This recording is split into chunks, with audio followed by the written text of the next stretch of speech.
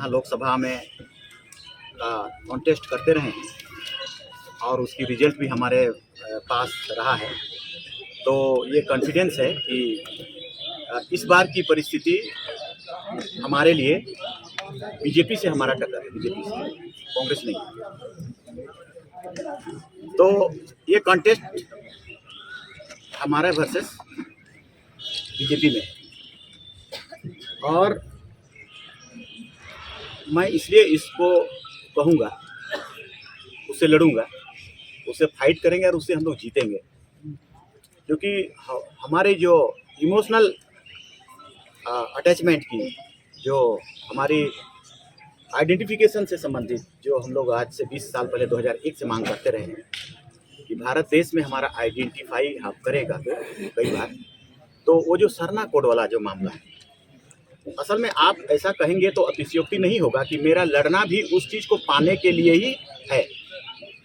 या तो हमारा पब्लिक जागृत होकर आंदोलन करके प्राप्त करे, या पॉलिटिकली हम लोग विन करके उसको प्राप्त करें। 2011 में हमें अलाउ हुआ था, 2001 में रजिस्ट्रार जनरल ऑफ इंडिया ने अलाउ किया, 7 नंबर कॉलम मिला, 11 में आया 44 लाख आया, अब 21 में वो कॉलम को ही भाजपा वालों ने बंद कर दिया।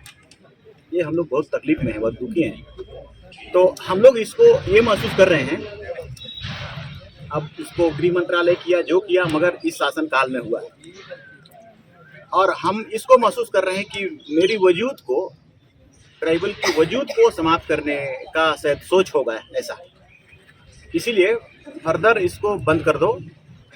और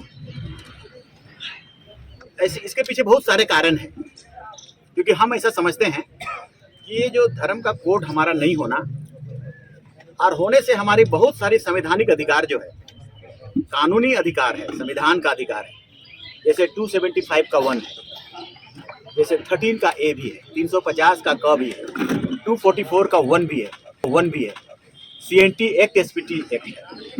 इस पर किसी तरह का कंटिन्यूटी या आइडेंटिफिकेशन नहीं हो पा रहा है, क्योंकि इसमें बोला जाता है कि भाई भारत में आदिवासी है ही नहीं। तो हम लोग इस क्राइसिस से हम लोग जूझ रहे हैं। हम अगर जीत जाते हैं तो कानून का जो प्रतिबंध है निर्दलीय में सबसे ज़्यादा है। एक निर्दलीय जीता हुआ कोई कैंडिडेट किसी पार्टी में भी चला गया, दूसरे क्षण उसकी सदस्यता समाप्त हो जाएगी। ये 10 शेड्यूल का मामला है, और हम उसको लेते आए हैं।